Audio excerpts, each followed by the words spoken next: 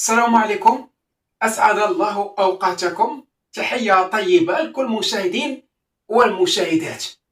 تغييرات جذرية في المنتخب المغربي استعدادا للمرحلة المقبلة، استعدادا لمعسكر مارس، وذلك لخوض مباراتين وديتين، الأولى ضد منتخب الباراغواي والثانية ضد منتخب الإكوادور، خاصة بعد الفشل في تحقيق كأس أفريقيا في المغرب.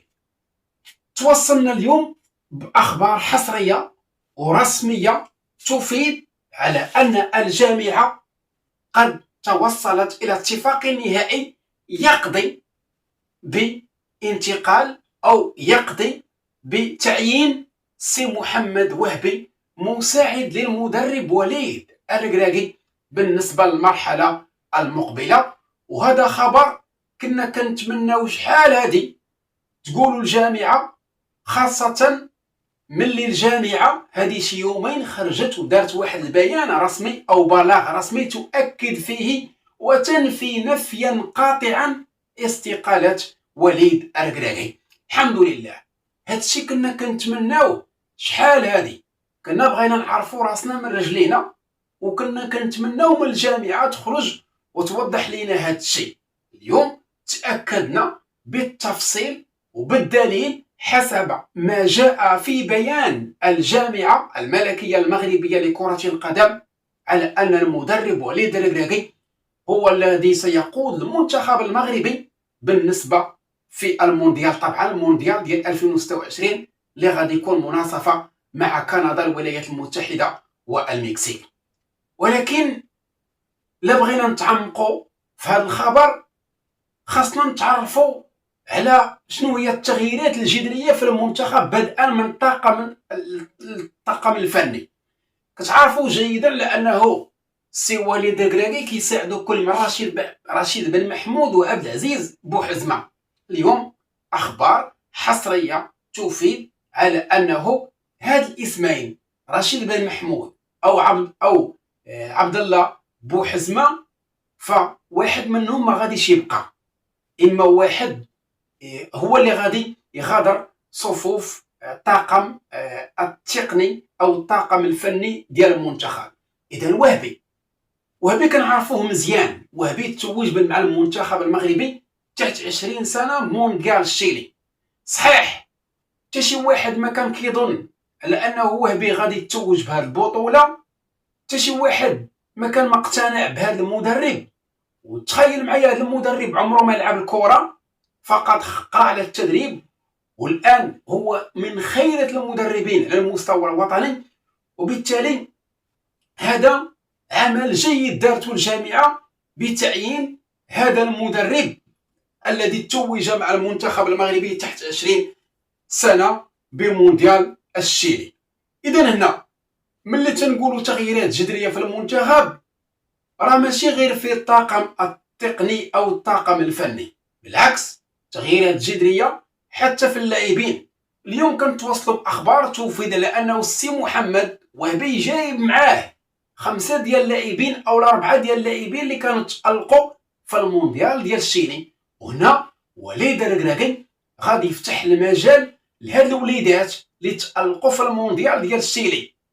وهاد اللاعبين اللي تالقوا شحال من خطره قلنا لكم كنا كنتمناو نشوفوا ياسين الزبيري مثلا، عثمان معمى مثلا، نشوفوا هاد اللاعبين في كاس افريقيا اللي دازت، كنا كنتمناو نشوفوهم.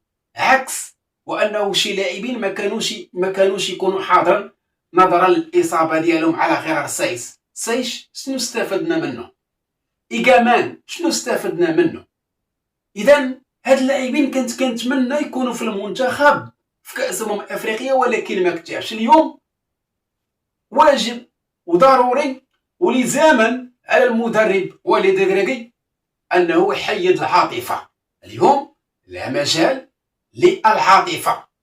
قرارات ذكيه من السيد فوزي القجع بالنسبه لوليد الركراكي وسي محمد وهبي. كونوا اكيدين لانه الرساله غتكون واضحه ومفهومه. اللي جاهز واللي كيلعب مع الفريق ديالو بشكل اساسي وكيقدم مستويات كبيره هو اللي غيكون في المنتخب. ما تقوليش مثلا انني غنجيب مثلا عز الدين اناحي هو ما كيلعبش، وانت كتقول مثلا كما كان تيقول وليد ركراكي عز الدين اناحي كيبقى لاعب كبير. بالعكس، انا كنبغي اللاعب اللي يكون جاهز واللاعب اللي كيقدم مستويات كبيره. ومن هذا المنطلق وليد ركراكي فتح الباب لسبعه ديال اللاعبين من اجل انهم يمثلوا المنتخب المغربي بدءا من المرحله المقبله، خاصه امام مباراتين وديتين، الاولى ضد الاكوادور وكذلك الباراغواي نهار 27 مارس و31 من نفس الشهر. اولا نبداو بهذه الاسماء. طبعا عثمان نعمة لاعب واتفورد الانجليزي، هذا اللاعب كيلعب بشكل اساسي مع الفريق ديالو، كيقدم مستويات كبيره، اللاعب اللي تالق مع المنتخب في مونديال الشيلي، وهذا هو اللاعب اللي كنا كنتمناو يعيط له وليد ركراكي في كاس افريقيا. ولكن وليد كان تيقول لنا انه هاد الوليدات ما عندهمش تجربه على المستوى الافريقي. لكن اليوم وليد اصبح في حاجه ماسه الى هؤلاء اللاعبين من اجل تقديمهم للمرحله المقبله ومن اجل تجهيزهم بالنسبه للاستحقاقات المقبله. كذلك ياسين الزبيري المنتقل حديثا الى رين الفرنسي في خطوه رائعه جدا. ياسين الزبيري مايسترو، هذا هو المهاجم ان شاء الله اللي غيكون في المستقبل ديال المنتخب، اللاعب اللي عنده امكانيات كبيره، وكنا كنتمناو على الاقل يكون هذا اللاعب معنا في كاس افريقيا. كنتمنى لانه الان ياسين الزبيري احسن من نصيري ما استفدنا منه والو في كاس افريقيا. كذلك اسماعيل باعوف لاعب كامبور الهولندي، وهذا كما تنقولوا هذا هو اللاعب اللي كنا كنتمناو في قلب الدفاع، كنا كنتمناو يكون في بلاصه رومان سايس ما استفدنا منه لا هو ولا الياميق. كنا كنتمناو انه نشوفوا اسماعيل باعوف قدم مستوى رائع جدا في المونديال ديال الشيلي. كذلك عمران لوزا وايوب بوعدي، هاد اللاعبين مطروحين بقوه من طرف المدرب وليد ركراكي باش يكونوا حاضرين مع المنتخب. طبعا عمران لوزا مستويات كبيره، كتعرفوه جيدا هذا اللاعب، كان هو المحبوب ديال وحيد خليل وزيتش لاعب واتفورد، مستويات رائعه خاصه هذا الموسم. ايوب بوعدي مازال ما اختارش واش يلعب المغرب ولا كذلك لمنتخب فرنسا، لكن هناك مشاورات ايجابيه لانه اللاعب اعطى الموافقه وان شاء الله غادي يكون مع المنتخب لاعب ليل الفرنسي. هناك كذلك سمير مرابط لاعب ستراسبورغ او صمام الامان ديال الدفاع، وهذا لاعب مهم كلشي الان كيتحدث عليه، اللاعب ان شاء الله اللي غيكون معنا، وكنواعدكم على انه وليد ركراكي غادي يجيب هذا اللاعب في التربص المقبل. كذلك ياسين البكراوي لاعب اشتوريل البرتغالي، لاعب اللي كيبصم على مستويات جيده او كيسميه هناك في هولندا قناص البرتغال، 15 هدف في البطوله هذا الموسم مع اشتوريل، لاعب اللي عنده مستويات كبيره.